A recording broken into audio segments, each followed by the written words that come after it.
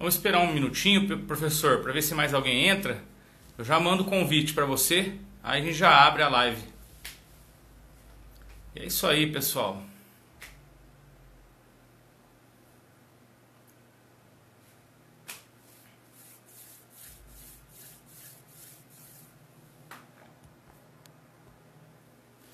Lembrando que o vídeo estará no YouTube depois. A gente compartilha no Store e também no YouTube. Dialogar um pouco aí.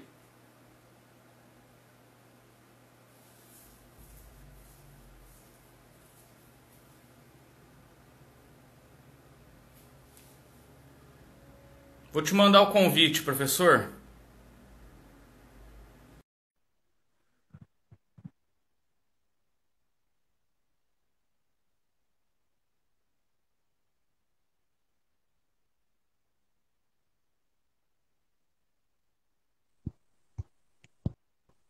Boa tarde. E aí, Beleza?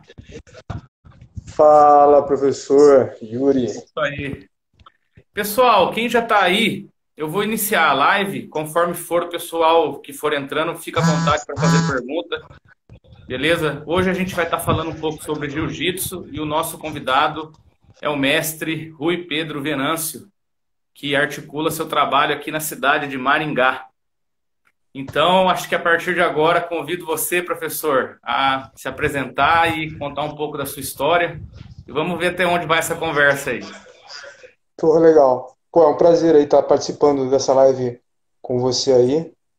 Falar um pouco aí do jiu-jitsu, né? Da luta que a gente. Da arte suave, né? Da luta que a gente curte muito, né? Nosso lifestyle, né? Estilo de vida. Infelizmente, estamos impossibilitados, né? De treinar por enquanto. Por enquanto. Mas acredito eu que com muita paciência aí, a gente vai conseguir retornar aos treinos, às aulas, que todo mundo curte aí. O pessoal curte muito o jiu-jitsu, né? Não só na minha academia, como nas academias de muitos amigos meus, de outras bandeiras. Infelizmente, está todo mundo sem poder treinar, né? Mas isso tudo é em função de se proteger, né? A si, a seus entes queridos, enfim, isso aí é fundamental nesse momento. E essa questão aí que você levantou aí, sobre o meu histórico, né, como professor, eu iniciei no jiu-jitsu, vou falar quando eu iniciei no jiu-jitsu, né, basicamente, foi em 1996, finalzinho ali de 1996 eu comecei a treinar jiu-jitsu com meu professor, meu mestre, né, que me formou até a faixa preta, foi o Renato Tavares, que atualmente ele está nos Estados Unidos. É, E aí, daí não parei mais. Algumas lesões nesse decorrer, né, de treino e tal, nesses 24 anos, né, de prática, mas eu nunca parei, nunca me dei ao luxo, né, de abandonar o esporte por causa de lesão. Mas essa história aí é até um pouco comprida. Como eu iniciei em 96 com ele. Aí ele ficou um período aqui na cidade de Maringá, né? Isso aqui em Maringá. Ele foi o primeiro faixa preta a vir para Maringá ministrar aulas de jiu-jitsu pela Academia Carson Grace. Naquela época, quando eu iniciei na prática, muitos caras daquela época que treinaram com ele, hoje são faixas pretas também. Obviamente que eles acabaram treinando com outros professores. Depois, na sequência, veio o Nelson Júnior, depois veio também o Rodrigo Feijão.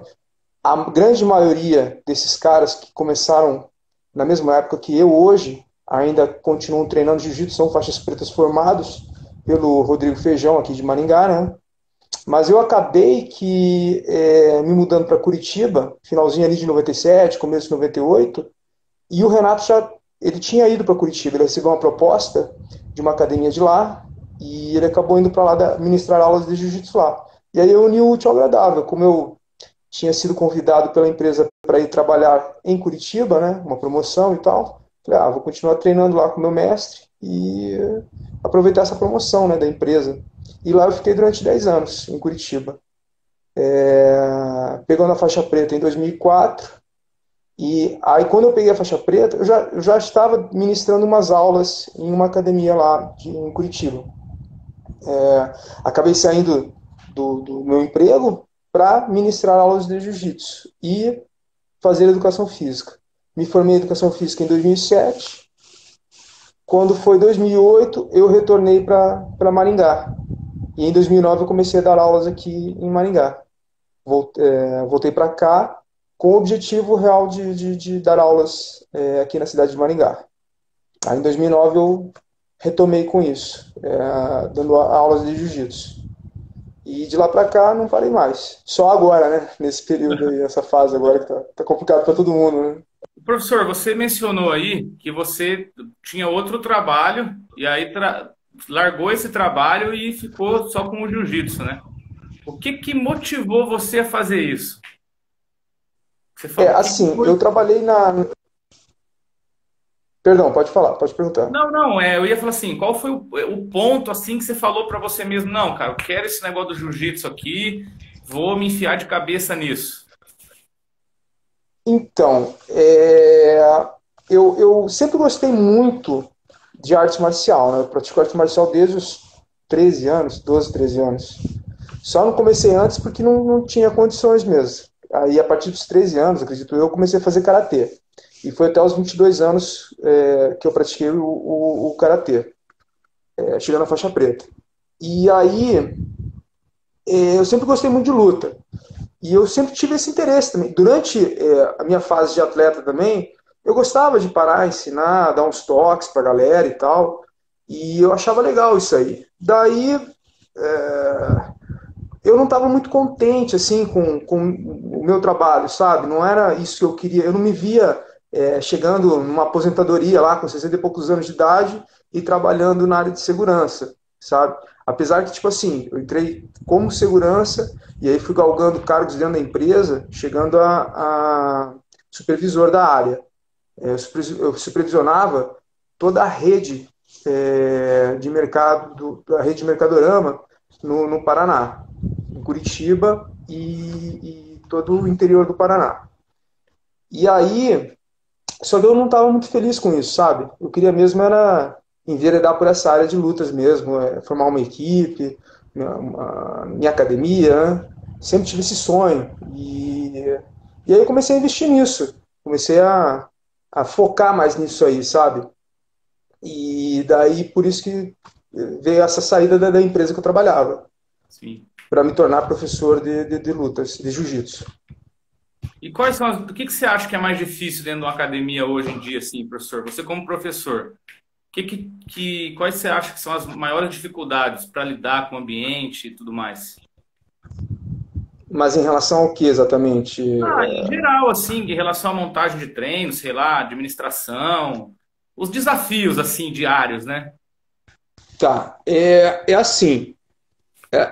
A gente parte do princípio que é o seguinte: nem todo atleta de lutas vai ser um bom professor.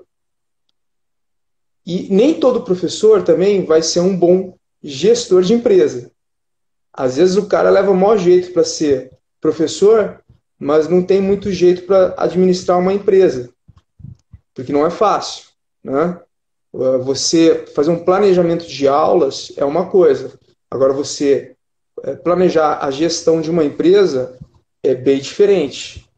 E não é fácil. Você tem que, no meu caso, como eu negócio de estar competindo e tal, então eu tenho 3 pontos aí. Eu tenho que estar treinando para competir, dar as aulas e ainda fazer a gestão da academia. E também da equipe, né? Da nossa equipe aí, da Norte Brasília Jiu-Jitsu. Então meio puxado, sabe, em relação a isso. Mas dá para gerir, dá para administrar. É complicado, mas dá para administrar. Até porque eu tenho pessoas que me dão esse suporte, né, cara? Além da minha esposa, minha família aqui né, na minha casa e tal. Tem a equipe em si, né, cara? Eu tenho vários alunos que estão sempre dando esse suporte aí para mim. tanto na parte jurídica, quanto na parte de gestão. Então, isso contribui muito. É tipo assim, tatame é uma família que se cria, né? Quando você menos imagina, você tá com um monte de aliado ali que você não imaginava. Eram os alunos que foi chegando e mais ou menos Exato, isso, exato. né? E assim, tem alunos aí que fazem mais faz, né, 10 anos aí que estão comigo, né? Caras aí que chegaram na faixa preta comigo e tal. Então, é como você falou, é uma segunda família, né? São caras que eu posso contar com eles para, pô, se eu precisar, com certeza. Isso é recíproco, né? Tanto Sim. eles também, se precisarem de mim, no que precisarem, eu tiver ao meu alcance, eu quero estar dando um suporte, um apoio e tal. A exemplo disso que está acontecendo, né, cara? Que é triste, né? Mas infelizmente vamos falar de uma realidade que é o que está acontecendo no mundo, né? Além da doença, vai gerar uma crise econômica muito grande. Então, cara, a gente tem que se unir aí, literalmente, não literalmente, né? Dar as mãos, andar de mãos juntas e um ajudar o outro aí, porque não vai ser fácil. Não vai Sim. ser fácil mesmo. Mas a gente vai superar. A gente vai superar isso aí. Como já superamos outras guerras, né? Outras batalhas. Sim, com certeza. Professor, você, que nem, você durante a nossa conversa, você falou que você veio de outra luta, né? Você treinou karatê Sim. e aí hoje é um professor de jiu-jitsu aí. O que que você vê de diferente, assim, por exemplo, fazendo uma comparação, que pontos bons que talvez assim a outra arte tenha, que dentro do jiu-jitsu a gente não encontra, e que pontos bons tem dentro do jiu-jitsu, que dentro da outra arte a gente não encontra, né? Fazer um bate-volta, assim, uma comparação, né? O que que você viu lá no karatê que não conseguimos aplicar no jiu-jitsu ainda? A gente até conversou sobre isso ontem, né? No Sim, PV aqui. O que eu observo assim é o seguinte: quando eu pratiquei o karatê, e não só o karatê, observando outros estilos de luta, a gestão por parte das federações, das confederações, é muito mais atuante em relação às academias, às equipes, sabe? Existe uma coisa muito mais organizada. No jiu-jitsu ainda não alcançamos esse patamar. Pode ser que, se nos organizarmos melhor, né, isso com certeza pode acontecer. Agora, eu não vejo ainda hoje esse tipo de organização dentro do jiu-jitsu, sabe? Visando melhorar essa questão de planejamento de aulas dos professores, seguir um padrão, como acontece no karatê, no taekwondo, no judô. No jiu-jitsu ainda não temos isso. Então, eu acho que padronização é uma forma de profissionalizar o nosso esporte, né, o jiu-jitsu, e de uma maneira que fique bom para todo mundo, para todos os professores. eu lembro, eu fiz taekwondo também antes de eu entrar no jiu-jitsu. A primeira luta que eu treinei foi taekwondo. Na verdade, a primeira luta que eu treinei foi jiu-jitsu. Eu fui treinar jiu-jitsu num projeto da prefeitura que tinha no estado de São Paulo. E aí eu tava treinando, um dia foi um cara do taekwondo lá e o cara começou a dar uns chutes. Eu via muito aqueles filmes do Bruce Lee, Jet Li, de Kung Fu, e eu falei, cara, quero treinar isso aí. E fui treinar taekwondo, né? Uma das coisas que eu lembro é que todo dia a gente fazia juramento. Tipo um juramento à bandeira, fazer um juramento lá, Sim, espírito do taekwondo, cortesia, integridade, perseverança, tal. No jiu-jitsu a gente não tem isso, né? Até na minha cabeça, assim, brincando com os pensamentos, eu falei, o jiu-jitsu virou tipo um treino de garagem, né? Começou, né, na verdade, é. a própria família Gracie fez isso, né? Para propagar a ideia do Sim, sim, jiu-jitsu, eram as sim, lutas dentro das garagens, sim. entendeu? Eu até, assim, uma coisa que eu concordo com você é essa questão aí da organização de outras lutas. Eu vejo o pessoal do judô. É uma organização que todo mundo segue a Acima da federação, né? média, né? Sim, todo É, mundo acima da segue a média. federação. Então, assim, no jiu-jitsu, o dia que o pessoal começar a se organizar melhor, se unir, né? Que eu acho que, infelizmente, falta um pouco disso ainda. O pessoal ser um pouco mais unido, visando o crescimento do esporte, do nosso esporte, né? Não ficar com picuinha, de tal equipe eu não vou participar do evento lá, não sei o quê. Cara, isso aí é retrógrado, isso é um pensamento totalmente retrógrado, Sim. do meu ponto Ô, de vista. professor, por exemplo, a gente fala de arte marcial, né? Então, que nem o jiu-jitsu é uma arte marcial, como todas as outras, tem vários aspectos dentro dele, e um dos aspectos é o esporte, que do meu ponto de vista é um dos pontos assim fundamentais para que isso continue vivo, assim, né?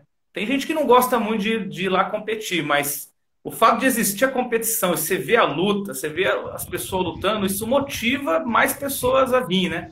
O que que você acha em relação, o que que você pode falar em relação, que nem você que desenvolve os eventos, organiza, o que que você pensa do esporte dentro do jiu-jitsu? Qual que é a tua opinião sobre isso? O Eu vou te pajé azul. responder, mas só deixa o Pajé aqui, o nosso Pajé entrou aqui e pediu para falar sobre o Muay Thai.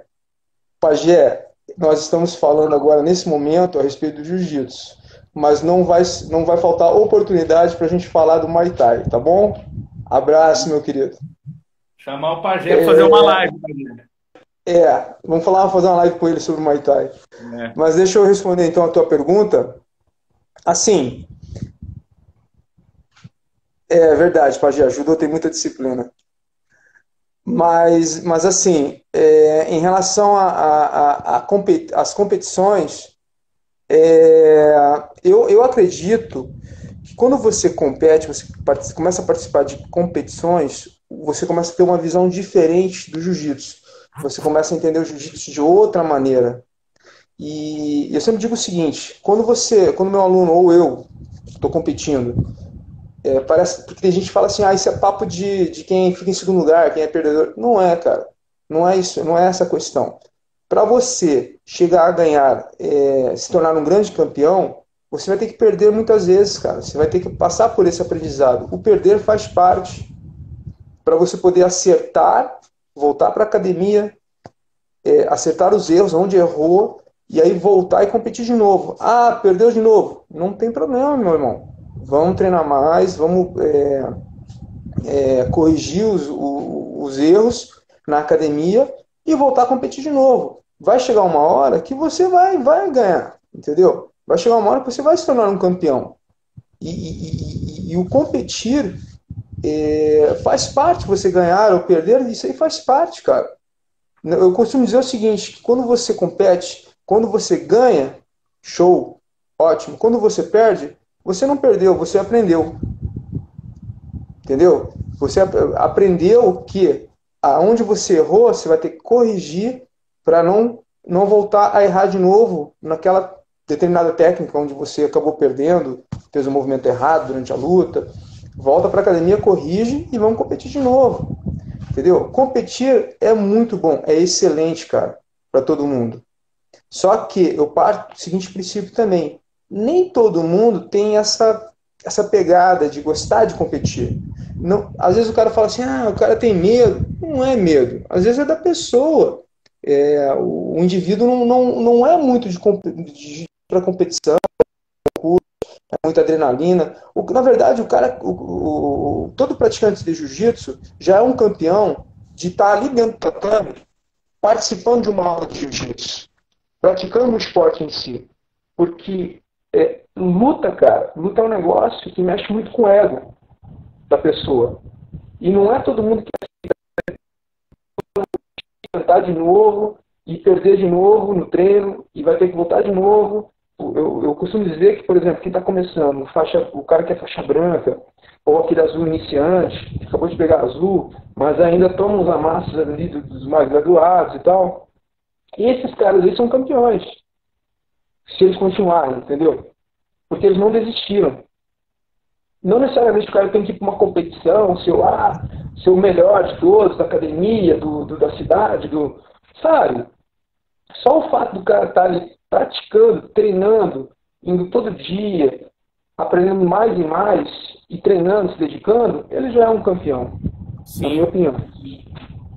Professor, já que você citou essa questão do ego, né? Como que você compreende, assim, por exemplo, dentro do tatame, acaba tendo uma certa rivalidade, né? E surge rivalidade entre os alunos ali, né? Qual a tua estratégia Sim. para lidar com isso aí? em relação a essa rivalidade, Isso. eu acabo aproveitando essa, entre aspas, né, rivalidade ali dentro do tatame para fazer eles evoluírem mentalmente e tecnicamente, tá? Com o uso dessa rivalidade, sem fazer com que eles se tornem inimigos, vamos dizer assim. Na verdade, Sim. um depende do outro, né, cara? Se você não for treinar lá comigo, eu não vou evoluir. Se eu não treinar com você, eu não evoluo. Entendeu? Então, eu gosto muito desse lance de pegar dois caras lá que gostam de competir, por exemplo, e que mais ou menos são na mesma categoria e tal. Eu crio uma rivalidade sadia entre eles, para quê? Justamente para fazer com que eles evoluam tecnicamente e mentalmente. Para quando chegar na competição, eles pensarem assim, pô, cara, se eu pego firme lá, consigo treinar bem com fulano lá, não vou perder aqui para esses caras. Entendeu? Essa é a jogada. Eu encaro dessa forma também, que tem que ter um. Tipo assim, tem que ter essa rivalidade boa. Às vezes eu vejo que tem alguns alunos que vão lutar, daí fica muito assim, ah, não posso tomar armlock do cara, eu não posso perder dele, daí não consegue lutar, fica travado. E eu falo, não, cara, vai lutar. Se perder, perdeu, começa de novo Não, e vai pra cima, tipo, isso né? aí. Tira esse negócio da. Soltar o jogo. Solta o jogo, né? Mais ou menos É. isso que eu Eu penso. costumo Professor, dizer que se você chega numa competição e você consegue fazer o que você faz na academia de uma maneira bem solta, bem fluida e tal, você vai ser o campeão no dia. Pode ser que você não ganhe, mas que você vai dar bastante trabalho para os adversários, tu vai. Porque daí teu jiu-jitsu fica muito mais solto, mais. Tu consegue competir sem aquele peso de que, nossa, eu não posso deixar o cara passar minha guarda, não posso. Não sei. Cara, solta o jogo e vai pra guerra. Não tem dessa de ficar se é, travando. tem que ir pra guerra mesmo, é por aí, né? Professor, você veio de uma outra equipe, né? Que nem começou na Carson, é isso? Isso. E aí depois teve uma passagem pela Checkmate e hoje você tem a tua própria equipe. Como é que foi essa transição de uma equipe para outra, até você chegar na Norte hoje, que você criou? Uhum. Assim, quando eu comecei no Jiu-Jitsu lá em 96 com o Renato Tavares, nós éramos Carson Grace, tá? Mesmo em Curitiba, ele usava o nome dele também, né? Renato Tavares Brasília Jiu-Jitsu, mas ele não se desvinculou do Carson, ele continuava representando a equipe Carson Grace. Só quando ele foi para os Estados Unidos, acho que foi isso mesmo. Quando ele foi para os Estados Unidos, ele se vinculou à Brazilian Top Team, tá? A Brazilian Top Team foram aqueles alunos dissidentes do Carson que saíram para montar a Brazilian Top Team. E aí abrindo também a American Top Team nos Estados Unidos. Não sei se tu lembra dessa Lembro mais ou passagem. menos. E aí o meu mestre, o Renatinho, se vinculou, creio eu que foi quando o Carson faleceu. Não, um pouco antes do Carson falecer. O Carson faleceu em 2006, se eu não me engano. O Renato ele se vinculou com a BTT em 2004, 2003, 2004, se eu não me engano. E aí ele foi para os Estados Unidos e eu fiquei dando aulas em Curitiba, no lugar dele, representando a BTT em Curitiba, quando ele foi embora para os Estados Unidos. Tá? Tem um outro cara que também teve participação ativa na minha formação no Jiu-Jitsu, que é um cara chamado Fabrício Bicudo, que era aluno do Renatinho também. Eu era faixa azul, ele já era faixa marrom, ele veio do Rio e veio para Curitiba para dar aulas, ministrar aulas em Curitiba. Eu treinei durante um bom tempo também com ele, porque ele dava aulas ao meio-dia lá em Curitiba e eu não conseguia treinar à noite. Aí eu fiquei um bom tempo treinando com o Fabrício ao meio-dia. Vez ou outra eu ia à noite, treinava com o Renatinho e tal, mas quem foi me graduando foi o Renato, com exceção da faixa marrom. O Fabrício Bicudo me deu a faixa marrom com o aval do Renatinho, que estava nos Estados Unidos na época, e aí ele me graduou a faixa marrom. Aí o Bicudo foi embora e eu assumi a equipe em Curitiba. O Bicudo ele foi para Abu Dhabi, dar aulas em Abu Dhabi. Ele ficou um bom tempo lá. Agora, atualmente, ele está nos Estados Unidos dando aula, representando aqui o time do Renatinho novamente lá nos Estados Unidos. Bom, mas aí eu fiquei até 2006 como BTT, Brazilian Top Team. Aí o Sebastian Lali, né, que a gente se conhecia há muito tempo já também. Quando eu cheguei em Curitiba, a gente treinou praticamente muito tempo juntos, porque o Sebastian era aluno do Carlinhos Lima, que também era Carson Grace, e amigão assim do meu mestre lá, do Renato. Então a gente sempre ia para as competições junto, treinava junto.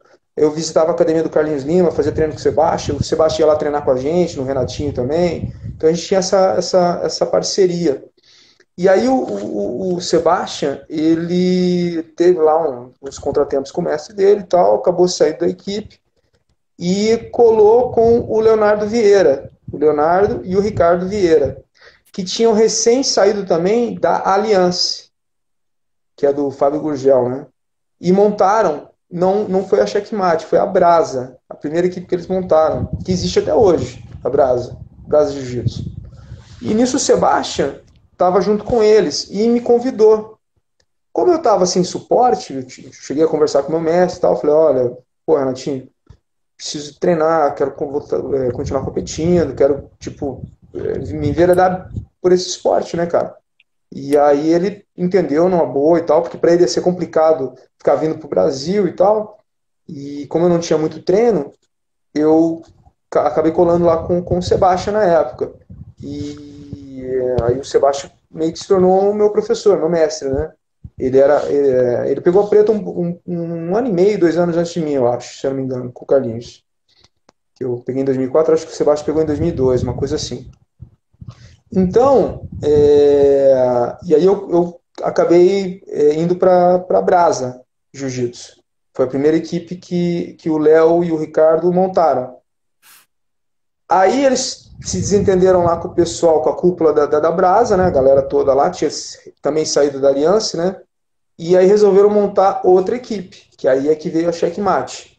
Aí quem montou a Checkmate foi o Léo, o Ricardo, o outro irmão deles lá, o Leandro, né, que está nos Estados Unidos, que é aquele cara que dá aulas de jiu-jitsu lá para aquela equipe de MMA que participa do UFC, e o Sebastião. O Sebastião também montou a equipe, a Checkmate, ajudou, né, na montagem da equipe. E aí eu fiquei de 2008, né, que montaram essa equipe, a Checkmate, até 2018, né, foi isso. Vai fazer 2 anos que a gente já montou a Norte, BJJ, né? Sim. Então foi até 2018 que eu fiquei dentro da Checkmate. Foram 10 anos de Checkmate. Só tenho a agradecer, cara. Os caras foram fantásticos, assim, como professores. Aprendi muito com cada um deles ali, que eu tive a oportunidade de treinar, de participar de seminários, de visitar as academias deles. Sempre que eu podia, eu ia para Curitiba, fazer meus treinos lá com o Sebastião, com a galera toda. Só tenho a agradecer, tem vários amigos lá dentro, galera tem uma grande amizade por mim, eu tenho por eles, cada um deles ali, principalmente o pessoal mais antigo, Rafael Bage, isso eu tô falando de Curitiba, né? Sim. O Ivan, o Diogo, pô, tem uma galera, a Letícia, esposa do Sebastião, pô, a galera toda ali, eu aprendi muito com eles. E aí, como é que veio a ideia? Como eu tinha já alguns professores que estavam aqui junto comigo, né, participando ativamente, né, da equipe e tal, eu cheguei para eles e propus essa ideia de a gente fazer uma... Porque assim, eu aprendi muito com eles, mas ao mesmo tempo eu via que eu não tinha muita autonomia para poder fazer algumas coisas que eu acho que ia fazer com que a equipe se desenvolvesse muito melhor aqui na nossa região. E prova disso é que você e outros professores sabem da forma atuante como eu trabalho com a equipe, né? Desenvolvendo alguns cursos para os professores, tentando minimizar custos, né? Agregar ideias boas, positivas. Agora, para esse ano aí, depois que passar toda essa turbulência, né, que a gente está passando, vivendo, a gente vai entrar com algumas ideias e aproveitar esse tempo, não digo ocioso, para não se tornar ocioso, a gente vai começar a montar algumas alguns planos de ação aí para a equipe, para esse ano ainda, né? Que tem muita gente falando, esse ano acabou. Não, não acabou não, cara. Não acabou. Passando essa turbulência aí, a gente vai voltar com tudo. Eu também Entendeu? penso. Não, não pode vacilar, não. A gente tem que fazer a coisa acontecer. Sim. Professor, tem uma pergunta aqui, ó. Fizeram a seguinte pergunta: quais são os pilares essenciais do jiu-jitsu? Na tua opinião, o que você coloca como pilar aí na arte? Mas em relação à luta em si, Não, ficou aberto. Ficou só uma pergunta assim: quais são os pilares, né, essenciais do jiu-jitsu? Pode ser em relação à luta, em relação à filosofia da luta, sei lá. Pode. se a gente pegar o jiu-jitsu por si só, a origem dele, né? Se você pegar lá a essência, né, do jiu-jitsu tradicional, da onde saiu o nosso jiu-jitsu brasileiro, né, que a família Gracie lá, o Carlos Gracie, Hélio Gracie, acabaram aperfeiçoando. Se pegar lá na essência lá dos japoneses, um pilar assim que eu acredito ser essencial é o que toda arte marcial tem que nos trazer: disciplina, né? Disciplina. Esse é um dos pilares principais, assim, que você tem que não só falar, mas fazer. Você tem que ter atitude, ter disciplina na sua vida, ter foco e disciplina, tá? E a arte marcial, ela te traz isso. O jiu-jitsu, se você se dedicar com afinco, você sente a evolução na sua técnica, na essência da sua técnica. E é a mesma coisa na vida. Por isso que a arte marcial é recomendada já na mais tenra idade ali com crianças, a partir de 4, 5 anos de idade. Por quê? Porque ela te traz disciplina na vida. Então isso é um pilar assim fundamental que eu acho que o jiu-jitsu me trouxe isso. O karatê já me trazia e o jiu-jitsu acabou somando. Sim. Professor, uma outra pergunta aqui, ó. Mestre, para quem quer encarar a vida de um atleta profissional na modalidade, existe alguma idade mínima para começar a praticar? Exemplo, ou é muito velho para competir ou muito novo? Quando você fala de atleta profissional, a gente está falando em alto rendimento, tá? E no jiu-jitsu hoje, quando você pensa em ser um atleta de alto rendimento no jiu-jitsu, eu vou ser bem sincero, a gente tem que separar o joio do trigo. Uma coisa é você ser atleta de faixa branca a faixa marrom, ponto. Você leva o treinamento como profissional, só que você só vai ter esse reconhecimento profissional na faixa preta. E na faixa preta, na fase adulta, que vai dos 19, 18, né? Dos 18, 19 até os 29 anos. Tem alguns caras, alguns atletas, que mesmo depois dos 30 anos continuam competindo no adulto, tá? Mas assim, se você quer se tornar um atleta de rendimento, a partir da faixa preta, e aí você já começa até a ganhar profissionalmente bem. Você vai participar de eventos aí que pagam muito bem nas premiações, né, na faixa preta. Não que as outras faixas coloridas não tenham, também tem, mas o reconhecimento maior é na faixa preta, não tem, isso aí não tem nem sombra de dúvida. De vez em quando eu entro no site da CBJJ lá para ficar vendo quem está nos top do ranking, né? E o adulto, o faixa preta adulto é o campeonato que tem mais visibilidade, né? Que a mídia não tem, é bem isso aí. Essa questão da visibilidade é para o faixa preta. É que, por exemplo, hoje em dia, a mídia maior é pela internet, né? No Insta, no Face. Mas antigamente, na minha época, onde é que a gente tinha as informações? Eram nas revistas. Gracie, na banca, né? Gracie Magazine, Tatame, e tinha muitas outras revistas, só que as que alavancaram mesmo dentro do jiu-jitsu foi a Gracie Magazine e a Tatame. E ali você só via o quê? Reportagem de faixa preta. Não tinha faixa colorida, ninguém falava sobre faixas coloridas. Não menosprezando, lógico que o faixa colorida é o cara que vai chegar na faixa preta, entendeu? É o cara que vai se tornar o profissional na faixa preta. Mas a grande visibilidade da mídia é em cima dos faixas pretas, adulto. Os masters, que nem eu, você aí, esquece. Eles não dão muita Já era. bola, não. Essa é a realidade, entendeu? Mas não adianta. E é isso aí, professor. Muito bacana. Pessoal, fiquem à vontade para fazer pergunta aí. A gente tem tempo ainda. O Instagram fecha em 1 hora. Nós temos mais de 20, nós temos 22 minutos ainda para conversar aqui e expor as ideias. E é isso aí. Professor, a gente percebe que não tem muita mulher praticando, né? A gente faz um esforço, para tentar trazer as meninas para o tatame. O que você pode orientar aí para a mulherada? Eu sou suspeito, e você também, mas assim, eu digo que o jiu-jitsu é a modalidade mais indicada para a autodefesa de uma mulher, tá? Para ela poder se defender de um agressor, de um possível estuprador, que a gente tem que falar disso também. Sim, Infelizmente, tem uns espíritos de porco que fazem isso. Então, a mulher, fisicamente, a mulher não é como um homem, não adianta, em termos de força, né? Mas, se ela praticar o jiu-jitsu, com certeza ela vai ter ferramentas, eu digo técnicas de luta, né? Para poder se defender de um possível agressor. E o jiu-jitsu é uma luta que, quando bem praticada, não requer força. É jeito e técnica sim. para se desvencilhar de um humilhante, um estuprador, qualquer outra coisa. Sim. Eu As vejo que meninas que treinam comigo, elas sabem do que eu estou falando. as meninas são porreta mesmo. Mas uma É, coisa, eu lembro que quando eu comecei no mundo da luta, né? Eu sempre gostei de luta também. Eu ficava vidrado desde pequeno, tudo que era coisa de luta eu queria ver na TV, né? Tudo que era coisa de luta eu queria ver.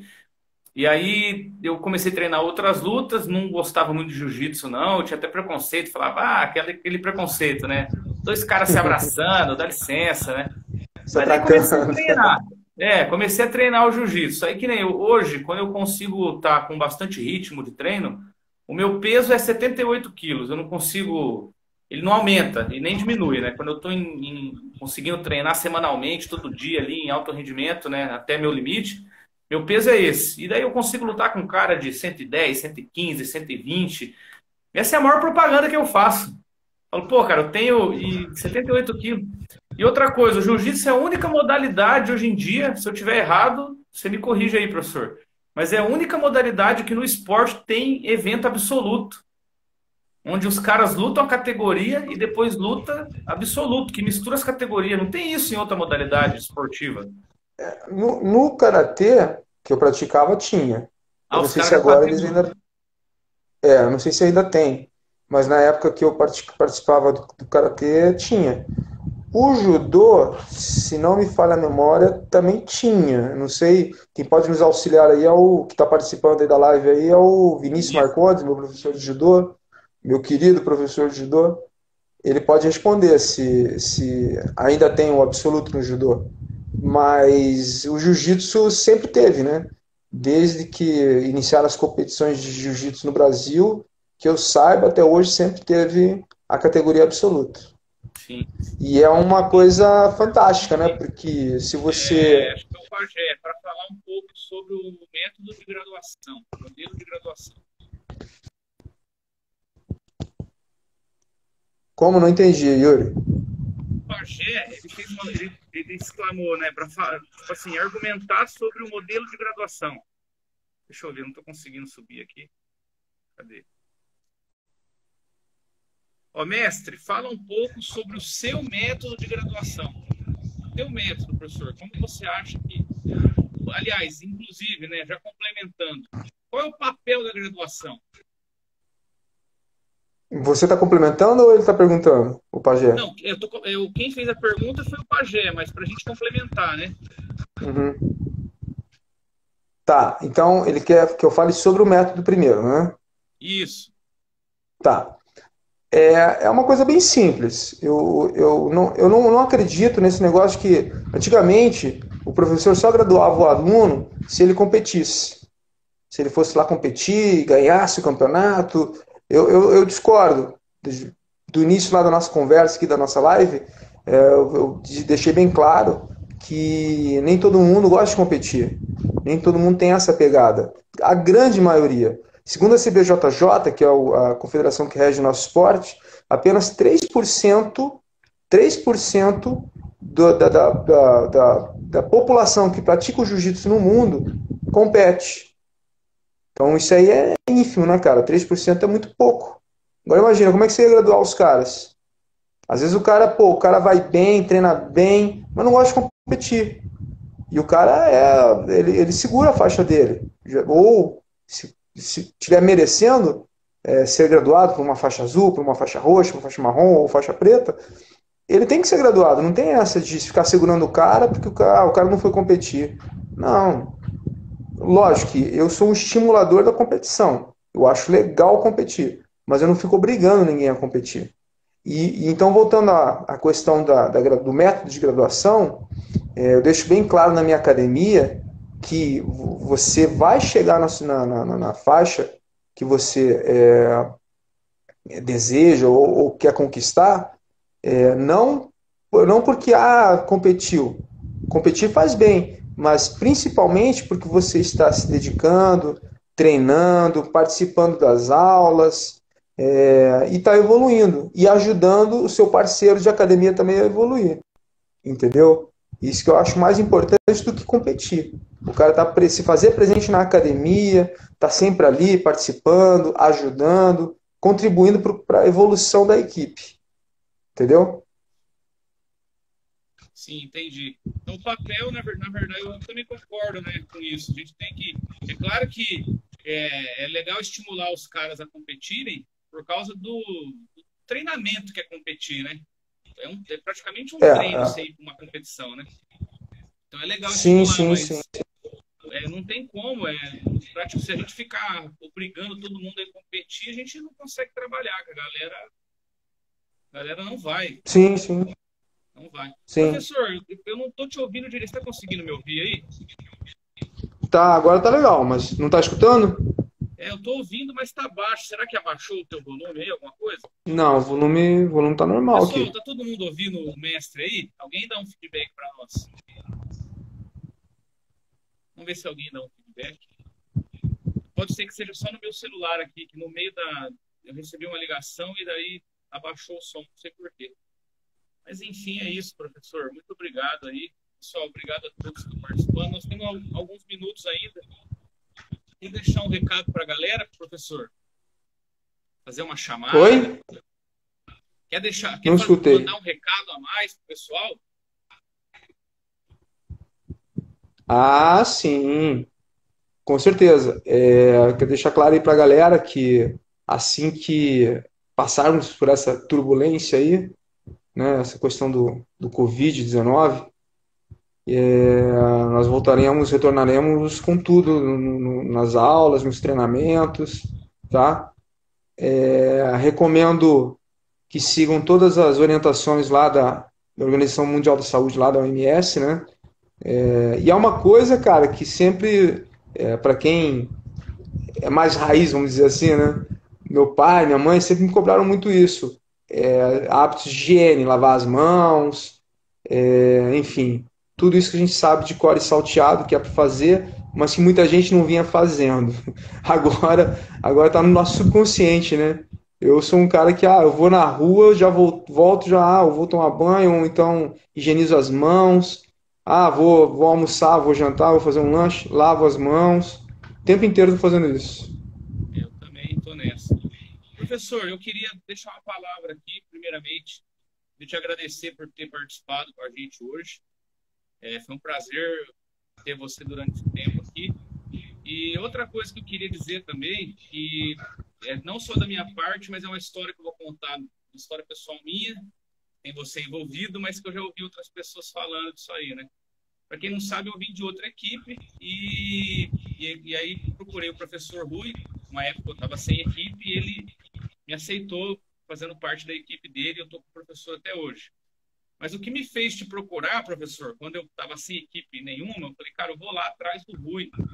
Foi que uma vez eu fui lutar um campeonato lá em Curitiba, era uma etapa do Paranaense, e eu era de outra equipe. e eu nunca tinha ido treinar com você, nunca tinha entrado na tua academia, e eu te conhecia mais assim por rede social, né? De Sim. compartilhar coisas no Facebook e tal, não sei o quê, e cumprimentava quando eu ia nos teus eventos. E eu fui lutar e você foi lá e me ajudou na luta, gritou lá tal. Eu falei, porra, velho, esse cara é. Isso é ser professor, isso é ser mestre mesmo, e não tá preocupado. Se alguém hoje escuta você falando assim, pessoal, para com esse negócio de picuinha aí, de rivalidade de equipe, e alguém duvida, eu sou suspeito, eu sou prova viva para falar, cara, o Rui não tem disso não. Que eu era de outra equipe, nada a ver, e ele foi lá me ajudar. Então, eu sou a prova viva. Eu já ouvi outras pessoas, inclusive, falando, ó, teve uma vez que eu estava no campeonato assim, assim, assim, e o Rui chegou perto de mim e falou, eu tô com o primeiro campeonato dessa faixa, tal, calma, vamos lá. Então, tem outras pessoas que enxergam isso em você também. Eu acho que é algo que é fundamental hoje, não só na questão da arte marcial. De maneira geral, a gente briga muito na sociedade, muita treta, por muitas ideias, né? A gente não consegue se vincular. E a gente tem que quebrar esse negócio mesmo aí, senão a gente não vai conseguir avançar, não. Se a gente ficar. É um paradigma, né, cara? Isso é um Exatamente. paradigma. Um paradigma que a gente não conseguiu quebrar ainda.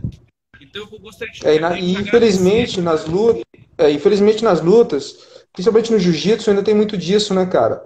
Aquele negócio de, eu vou cuidar do meu umbigo, você cuide do seu. Cara, assim, se todo mundo trabalhasse junto em prol do esporte. A minha bandeira, eu tenho a minha equipe, obviamente, tenho a minha academia. Cada um aqui tem a sua célula, né, cara? Cada um quer defender o seu. Mas se a gente se unir em prol do esporte, cara, minha bandeira, eu costumo dizer que a minha bandeira é o jiu-jitsu, cara. Esse negócio a minha equipe é a melhor, lá é a melhor, a Aliança é a melhor, a Grace é a melhor. Cara, todas as academias são boas. Todas as academias são boas. Se você tem um bom professor, um bom mentor, um bom mestre que te orienta, que te passa, te transmite valores, princípios dentro das artes marciais positivos, cara, com certeza a tua academia é muito boa. O que a gente não pode fazer é menosprezar os outros em função de você, tá? Então acho que quem ganha com isso é o esporte, o jiu-jitsu e os praticantes da modalidade, da arte suave. Quando você consegue começar a trabalhar dessa maneira, colocar na cabeça das pessoas, dos professores, que se a gente se unir em prol do esporte, cara, vai ser muito melhor. Com certeza. É isso aí, professor. Muito obrigado. Acho que eu vou encerrar a live. Ficamos 50 Tamo minutos junto. aí conversando. Foi muito Legal, produtivo. legal. Vamos fazer Pô, foi um outras. prazer. Cara, foi um prazer poder estar trocando essa ideia contigo, com a galera aí que participou dessa live aí ao vivo. E dizer que, cara, vamos superar isso aí. Tá? Muita fé em Deus. Continue praticando atividade física todo dia, diariamente. Façam uma leitura. Consigam bons livros aí para estar lendo. Eu estou aqui, ó, terminei a sequência, né, eu tenho um livro que eu li um tempo atrás aí que chama foi, com perdão da má palavra, né? Perdão. Foda-se é o nome do livro. E agora eu tô lendo a sequência Infodere-se. Que é esse livro aqui, ó. Infodere-se. Tá? Inclusive o autor desse livro é um cara chamado Caio Carneiro e ele é muito amigo de um aluno meu lá da Dojo, que é o Alan Batistucci. Eles são muito amigos. E o Alan só falou bem desse cara, um cara incrível, esse Caio Carneiro. E aí agora, eu terminei de ler esse e estou terminando esse aqui, que tem tudo a ver com. E eu recomendo aí para os professores, tá? Quem quiser pegar emprestado comigo depois, se o Yuri, se quiser pegar emprestado para ler e tal, esse livro aqui, ó, Tribos. Muito legal esse livro também, que é do Seth Godin, o autor. O livro fala sobre, também de liderança e tal, sobre tribos. A gente tem uma tribo. A Norte BJJ é a nossa tribo. E é bem legal esse livro, assim. E recomendo aí para os professores, gestores de empresa, é bem legal. E depois eu posso estar te emprestando depois, viu? Só terminando de ler, eu te empresto. Valeu? É isso aí, professor. Ninguém mais quer fazer uma pergunta aí? Nada? Vamos encerrar? Isso. Professor, muito obrigado, então. Obrigado pela presença. Vamos fazer outras lives. Vamos organizar de fazer outras lives também. Com certeza. Tamo junto. Ó, alguém pediu para você mandar um abraço. Ó. Quem que é?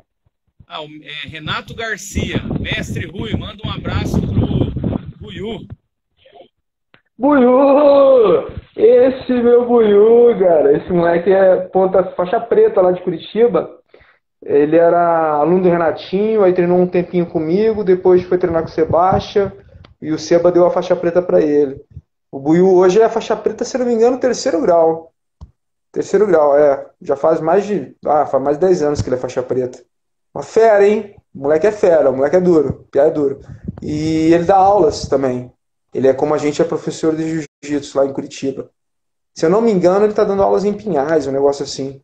Mas é gente boa, garoto, viu? Buiuzinho. Abraço, Buiu. Tudo de bom, cara. É isso aí. Professor, muito obrigado. Pessoal, valeu, meu querido. Vamos marcar outras lives. Vamos falar com certeza. dentro do universo do jiu-jitsu. Eu acho que não vai faltar oportunidade para a gente conversar aí, viu? Valeu. Muito abraço. Obrigado, muito obrigado a todos.